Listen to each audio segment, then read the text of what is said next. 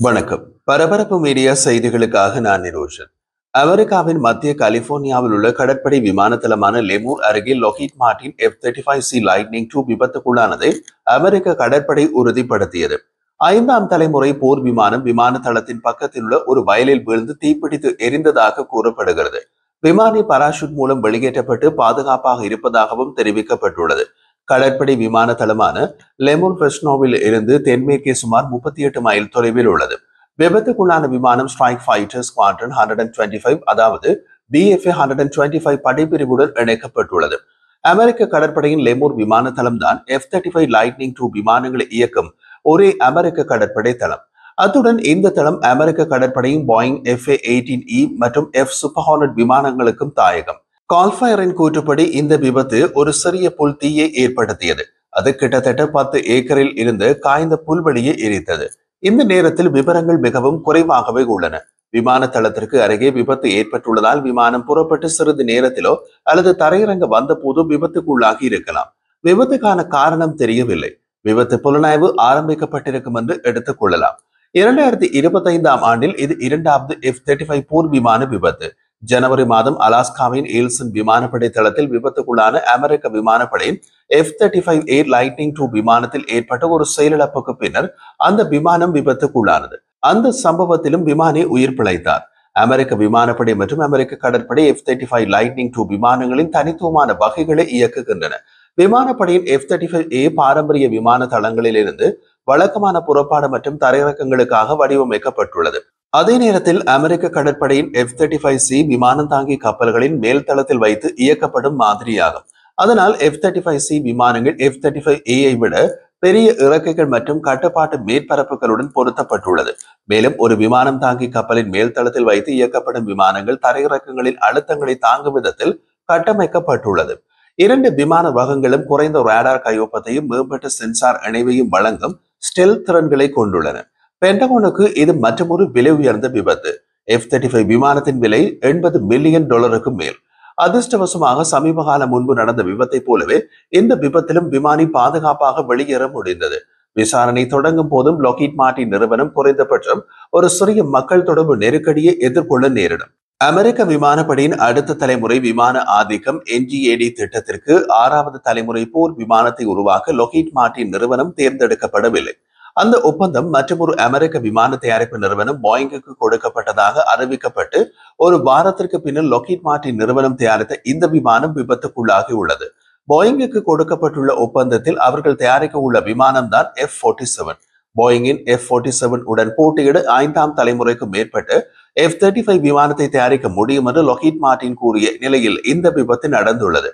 அதனால் லொஹீட் மார்டின் அது தொடர்பான விமர்சனங்களையும் சந்திக்க நேரிடும்.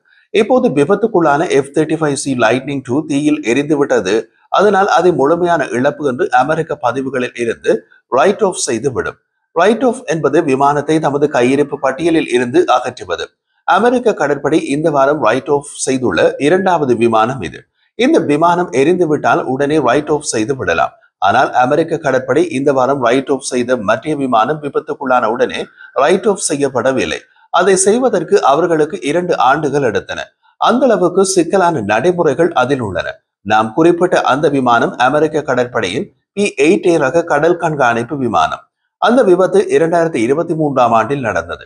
அமெரிக்க ஹவாய் தீவில் உள்ள விமான தளத்தில் தரையிறங்கிய P-8A கடல் கண்காணிப்பு விமானத்தை ரன்வே முடிவதற்குள் நிறுத்த முடியவில்லை. அது ரன்வேயையும் கடந்து ஓடியது.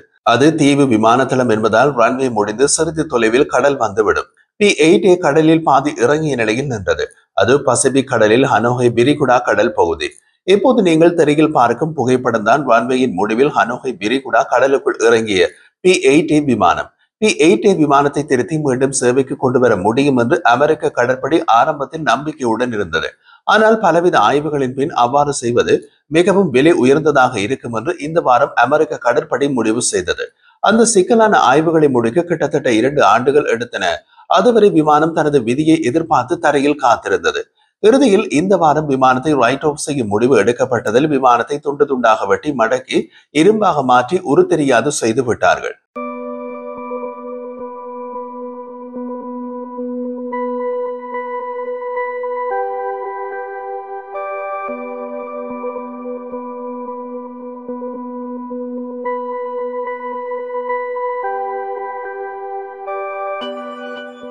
2023ஆம் ஆண்டு நவம்பர் 20ஆம் தேதி விமானம் மரைன் கார்பஸ் ஏர் ஸ்டேஷனில் தரையிறங்கி ரன்வேயின் முடிவில் உள்ள ஹனோய் விரிகுடாவில் சரிந்த போது விமானத்தில் இருந்து 9 பணியாளர்களும் காயமடையவில்லை.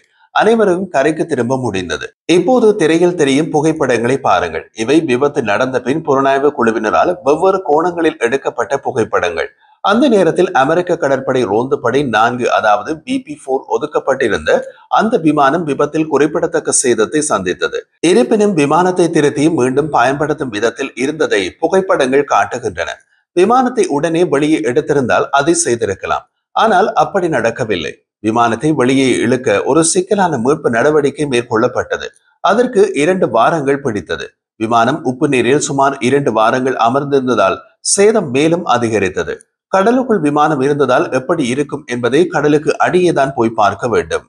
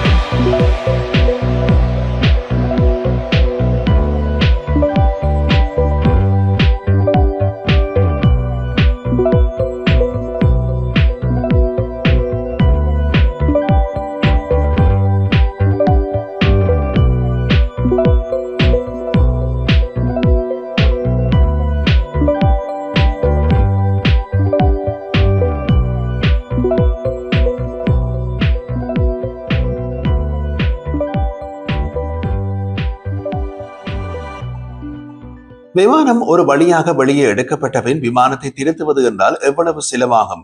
அவ்வளவு செலவு செய்து விமானத்தை திருத்துவது பயனுள்ளதா என்ற மதிப்பாய்வு தான் 2023ஆம் ஆண்டிலிருந்து இந்த வாரம் வரை நடந்தது. மதிப்பாய்வு செய்த தரப்புகள் அமெரிக்க கடற்படையின் P-8A கடற்படை ஆதரவு குழு, P-8A விமானத்தின் அசல் உபகரண உற்பத்தியாளர் போயிங் மற்றும் AAR. இந்த AAR அமைப்பு தான் P-8A விமானத்தின் ஏர்ஃப்ரேமின் பராமரிப்பு மற்றும் பழுதுபார்ப்பு வழங்குனர். ஒரு ஏர்ஃப்ரேமில் விமானம் கட்டமைக்கப்படுகிறது என்பதால் விமானத்தை திருத்துவதற்கு முன் ஏர்ஃப்ரேம் உறுதியாக உள்ளதா என்பது உறுதி செய்யப்பட வேண்டும்.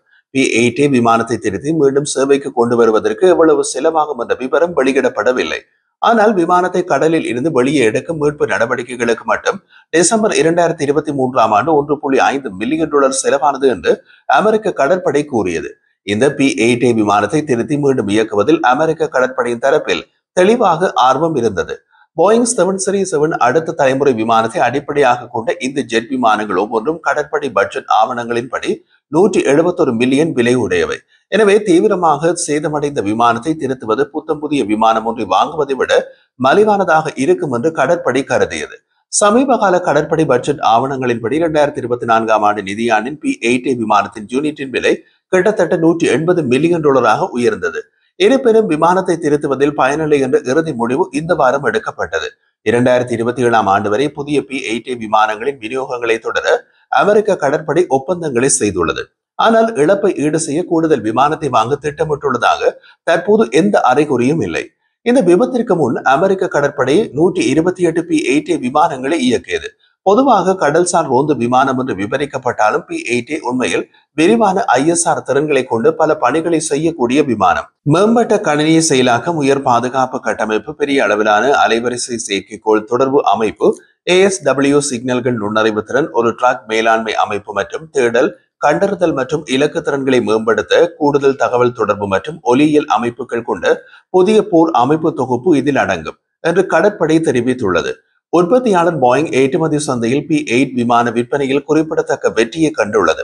அமெரிக்க கடற்படைக்கு வெளியே ஆஸ்திரேலியா, இந்தியா, நியூசிலாந்து, நோர்வே, தென்கொரியா மற்றும் பிரிட்டன் ஆகிய நாடுகளில் விமானங்கள் சேவையில் உள்ளன. கனடா மற்றும் ஜெர்மனியும் P-8 ஜெட் விமானங்களையும் ஆர்டர் செய்துள்ளன.